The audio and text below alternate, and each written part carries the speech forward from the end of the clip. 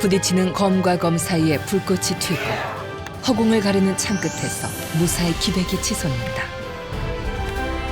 예로부터 활을 잘 쏘고 말을 잘 다뤘던 우리 조상들. 그 호쾌하면서도 유려한 전통 무예의 세계를 탐방해본다.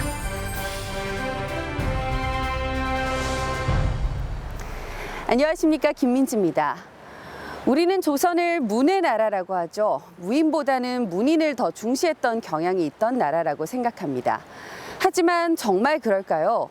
이 조선은 무예와 무술이 잘 발달한 나라였습니다. 그중 하나가 바로 무예 24기인데요. 정조 때 완성한 무예 24기는 당시 한중일 무예를 종합한 최고의 무예였습니다. 일반인들에게는 조금 낯설고 생소한 전통 무예일 수도 있는데요.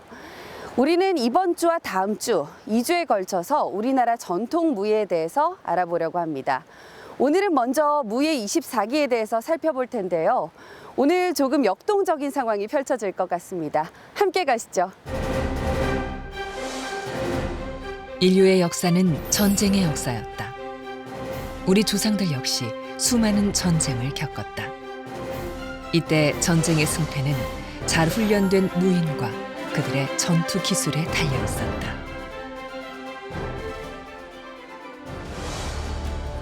우리는 흔히 조선을 무를 도외시한 문의 나라였다고 말한다. 정말 그럴까? 조선을 건국한 태조 이성계는 북방의 장군 출신이었고 그의 아들 태종은 관료로서의 무인을 뽑기 위해 무과 시험을 도입했다. 조선 초기에는 군사를 훈련하기 위해 훈련관을, 그리고 세조 때에는 훈련원 등을 설치했다. 그러다 임진왜란을 거치며 조선 후기에는 훈련도감이라는 중앙군영을 갖추고 삼수병 제도를 만들어 직업군인을 상주시킨다.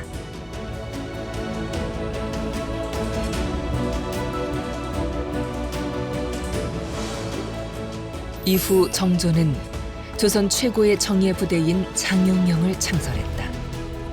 그리고 한중일 삼국의 무예를 종합하여 강도 높은 군사 훈련을 시켰다. 무예 24기는 그렇게 시작됐다.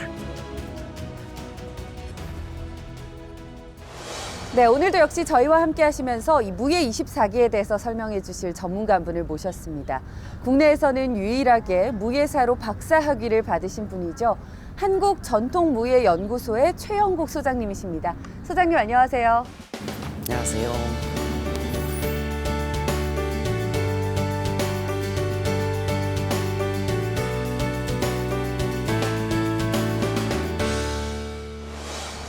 네, 먼저 용어와 개념 정리부터 해야 될 것 같은데요. 소장님께서는 전통무예보다는 한국무예라고 부르는 것이 옳다, 이렇게 말씀을 하셨다고 하더라고요. 어떤 뜻인지요?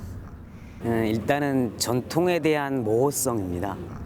근데 창작된 것도 전통무예라는 형식으로 말이 왜곡이 되거나 네. 오히려 그 전에 있었던 존재들, 무예들조차도 고대의 고구려의 무예나 백제의 무예 이렇게 계속 전통으로 둔갑수를 하는 경우가 많아서 오히려 그것보다는 현대에는 한국무예, 우리의 토착 환경에 맞게 새로 성립된 무예, 한국무예라는 것들이 더 올바른 표현이다라고 얘기를 하는 거죠. 네.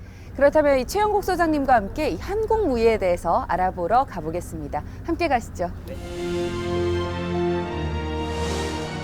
무예 24기의 탄생은 정조의 비극적인 가족사로부터 시작한다.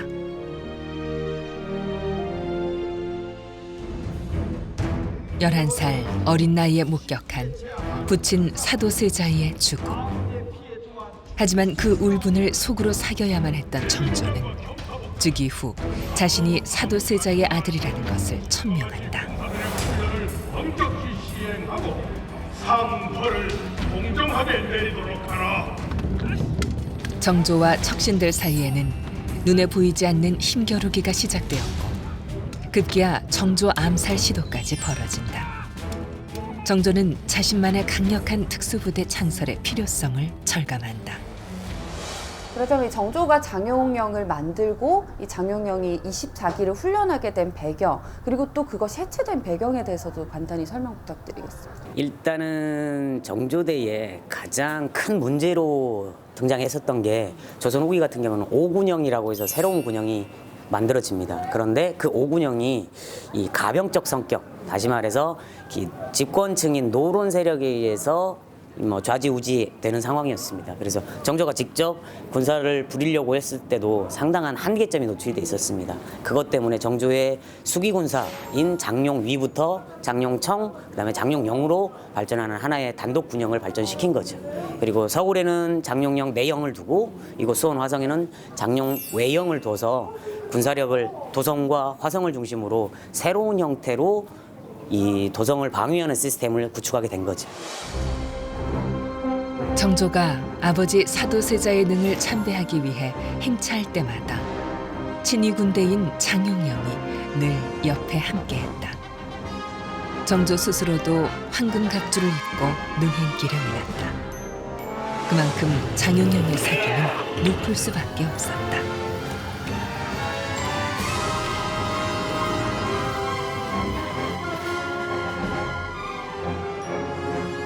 수원 화성에 자리 잡은 장용영 군사들은 연무대와 동북 공심돈 등에서 군사 훈련을 수행했다. 군사들의 훈련은 야간에 이루어지기도 했다. 정조의 군대라고 여겨지는 이 장용영과의 연관성도 말씀해 주실 수 있을까요? 네. 바로 지금 이곳에 계시는 공간이 수원 화성이고 네. 지금 그중에서 가장 핵심적인 공간인 화성 행궁입니다. 정조가 자신의 친위 부대처럼 이 조선을 개혁하기 위해서 군사력을 강화시켜내기 위해서 만든 새로운 군사 조직이 장용영이라는 특수한 군사 조직입니다. 바로 이 장용영의 군사 부대에서 군사들이 가장 핵심적으로 익혔었던 무예가 바로 무예 24기입니다. 무예 24기는 어느 날 갑자기 생겨난 것이 아니었다. 임진왜란을 겪으며 훈국랑 한교에 의해 완성된 6기에 영조 35년에 12기를 더하여 지상무예 18기가 완성되었다. 여기에 정조대의 마상무예 6가지가 추가되어 모두 24기가 된 것이다.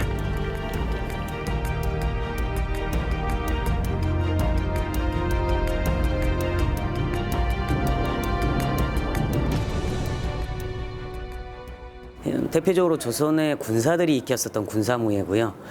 묵과시험을 보기 위해서 반드시 해야만 했던 마상무예, 그리고 군사들이 백병전, 단병접전이라고 표현을 하는데요. 군사들이 전투에서 활용했을 때 창과 칼로 싸웠을 때 기본적으로 했었던 보병들이 익혔던 무예들까지 함께 다 하고 있습니다.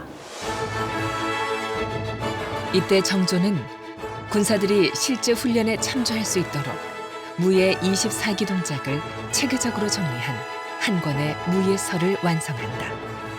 바로 무예 도보 통지다. 무예 도보 통지가 다른 무예서들과 다른 점이 있다면 어떤 점이 있을까요? 무예 도보 통지는 국가에서 집중적으로 주도하에 만들어진 병서입니다. 그때 당시에 유럽이나 동양 같은 경우도 중국이나 일본 같은 경우도 국가가 주도적으로 무예서를 편찬한 작업은 없었습니다. 그리고 특히나 이 무예도보 통지는 그냥 전술 전략 큰 개념의 그림을 그리는 게 아니라 실제 군사들이 전투에 활용할 수 있는 동작 하나하나를 글과 그림으로 남겨놓았기 때문에 현재 가장 도움을 많이 주고 있는 병사에 해당하겠습니다. 이때 장용영의 초간이었던 무사 백동수가 직접 동작을 보이면 두화서 화공이 이를 그림으로 옮겼다. 그리고 당대 실학자였던 박제가와 이덕무가 설명문을 집필했다.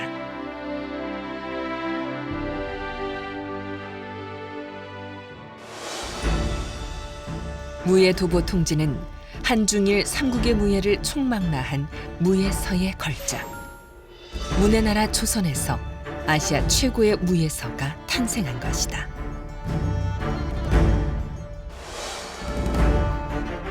정조는 한문을 모르는 병사들을 위해 언해본까지 만들어 보급했다. 병사들은 이를 옆구리에 끼고 수련했다고 한다.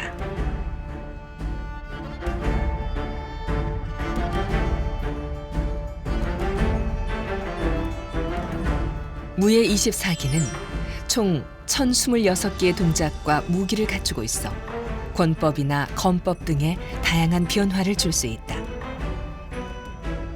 그렇다면 무예 24기는 어떤 동작들로 이루어져 있을까? 그렇다면 이 무예 24기의 대표적인 동작들은 어떤 것들이 있는지 궁금한데요.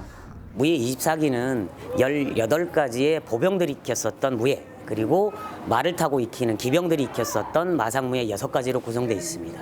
그중에서 보병무예 같은 경우는 창을 쓰는 무예, 그다음에 칼을 쓰는 무예, 그다음에 맨손으로 익히는 권법까지 포함하고 있죠. 대표적으로 우리나라를 대표하는 권법이라고 해서 본국권법이라는 칼을 쓰는 무예가 있고요. 그다음에 중국에서는 조선세법이라고 불렸을 정도로 굉장히 정교하면서도 뛰어난 권법인 예도라는 무예가 있습니다. 그리고 맨손으로 익혔던 권법들이 이 맨손무예의 바탕을 하고 있고요. 그다음에 장창이나 기창, 당파, 낭선과 같은 다양한 창류의 무예들이 담겨져 있죠.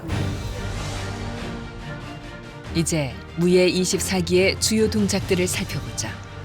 장창, 즉 긴 창을 이용한 동작은 상대방을 빠르게 제압하는 데 탁월한 효과를 발휘한다. 임진왜란 때 왜군이 지키고 있는 평양성을 공격할 때 주로 장창을 사용했다.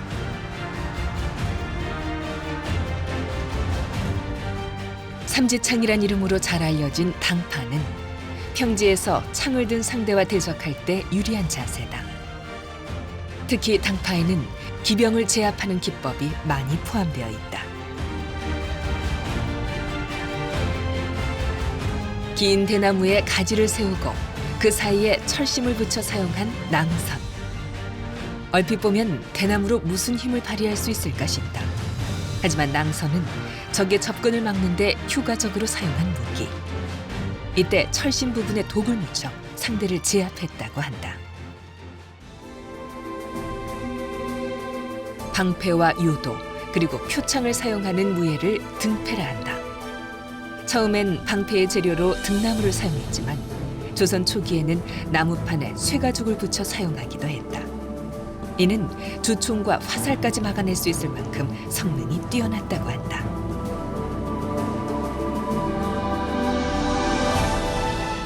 쌍검은 2개의 검을 들고 구사하는 검법으로 공격과 방어가 동시에 이루어지기 때문에 좁은 공간에서 그 위력을 발휘한다.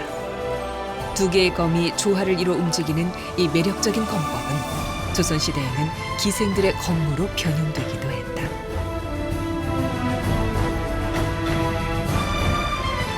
총 24세로 구성된 본국검은 앞뒤 좌우로 자유롭게 공격과 방어를 할 수 있는 검법.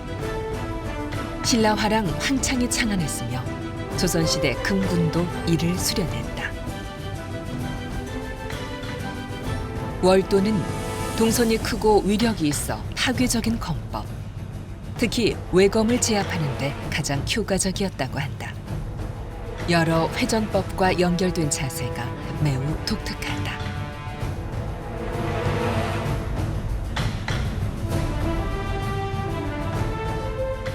교전은 무예 24기 중 가장 늦게 완성된 검법이다. 상대방의 검을 제압하고 연속적으로 공격과 방어를 할 수 있다.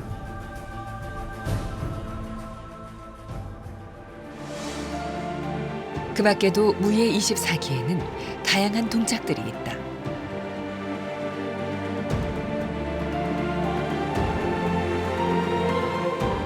당시 군사들은 검을 배우기 전에 맨손 권법부터 익혔다. 무기술의 기초로 배운 곤방은 음양술을 익히는 기본적인 무기술. 마치 쇠두리깨처럼 생긴 편고는 연속 공격이 쉽고 강한 타격력을 갖고 있다. 한편 정조대에 추가된 마상무예는 동서양을 막론하고 최고의 전통무예로 인식되었다.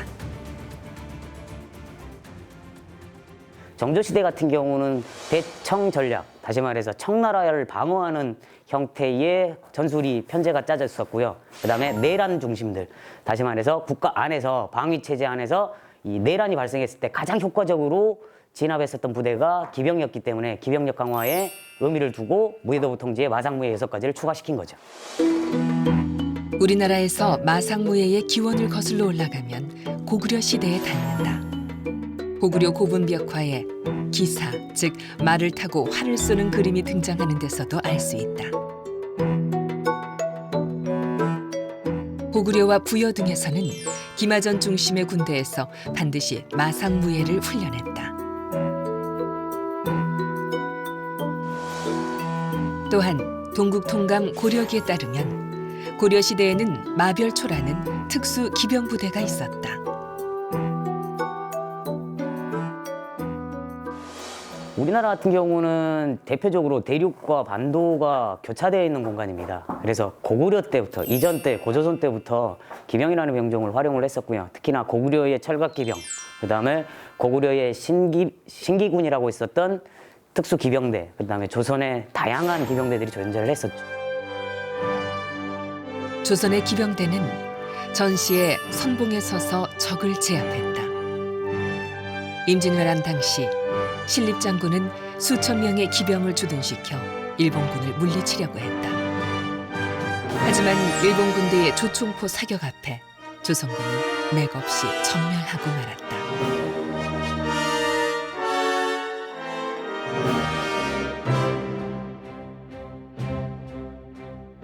이후 조선군사 편제는 사수, 살수, 포수 등 삼수병 체제로 전환되었다. 이때에도 김하병은 각 군영의 전위부대로서 늘 최전방에서 적을 맞아 싸웠다. 이 조선 전기의 방위 체제를 보면 오위 체제입니다. 오위 체제의 핵심은 기병이 중심이었고요. 주적이었던 여진족에 대비하기 위해서 기병을 아주 강력하게 운용했었던 국가가 조선입니다. 역시 조선 후기 같은 경우도 청나라의 주력군이 철기병이었기 때문에 그걸 방어하는 형태로 기병을 아주 강화시켜낸 대표적인 국가가 조선이었죠. 조선시대에는 기병대를 운영하기 위해 국영 말목장도 운영했다. 주로 해안가나 섬 지역에 국영 말목장을 짓고 말을 키워 관리했다. 그리고 1년에 한 번 중앙에서 관리가 파견되어 이를 관리 감독하기도 했다. 국영 목장은 조선 전기 같은 경우는 제주도를 중심으로 국영 목장이 만들어져서 운영이 됐었고요. 그다음에 조선 후기, 중기 후기 같은 경우는 서남해안 쪽의 도서, 그러니까 섬 지역에 주로 말을 많이 키웠습니다. 그리고 내륙 같은 경우에서도 좀 호환이 없는, 호랑이한테 물려갈 문제가 없는 공간에 주로 해안가입니다. 이쪽에 목장을 많이 건설해서 이 국마나 전투마 활용에 도움을 썼죠. 그렇다면 마상무의 육기 동작은 어떻게 구성되어 있을까?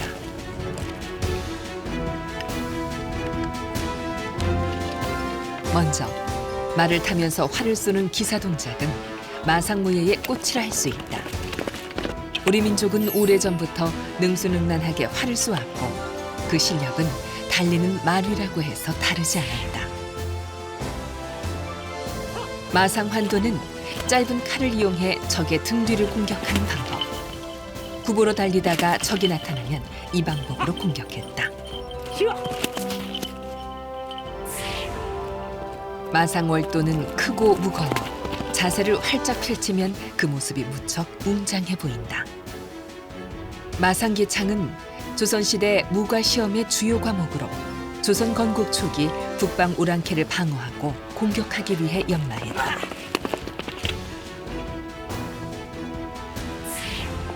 마상제는 단순히 기회를 뽐내기 위한 것이 아니다. 말을 타고 달리다가 적의 창칼을 피하기 위한 동작이었다. 이처럼 무예 24기는 조선시대 무과시험의 과목으로 채택될 만큼 당대 무인들이 반드시 익혀야 할 무예였다. 조선의 관군들은 구한말 90군대가 해체될 때까지 무예 24기를 익혔다. 하지만 이후에는 겨우 명맥을 유지해오다 최근 들어 몇몇 무예 단체들을 중심으로 활발하게 복원되고 있다. 우리가 계속해서 계승해 나가야 하는 이유 무엇이라고 생각하시죠? 일단은 지금 방금 보시고 계시는 이 무예 24기는 조선을 지켰었던 무예입니다. 그리고 조선을 사랑했었던 군사들이 익혔던 무예고 이것들이 현재까지도 그 마음들, 나라를 사랑하는 마음, 그다음에 호국의 의지들이 담긴 무예이기 때문에 오늘날 가장 필요한 마음이고 그런 것들이 단순히 마음으로만 그치는 것들이 아니라 몸으로, 신체 훈련으로 풀어나갈 수 있기 때문에 앞으로 고도로 사회가 발전할 때도 이 몸을 사랑하는 마음, 나라를 사랑하는 마음이 계속 이어질 수 있기 때문에 무예 24기가 의미가 있는 것입니다. 네. 선생님 오늘 이렇게 저희와 함께 해주시고 또 좋은 말씀 많이 들려주셔서 감사합니다. 고맙습니다. 나라와 백성을 구하기 위해 휘두르는 검의 빛에서 무사의 결기를 읽는다. 한국 전통 무예는 그렇게 시대의 파도를 넘어 오늘 이곳에 이렇게 당도했다.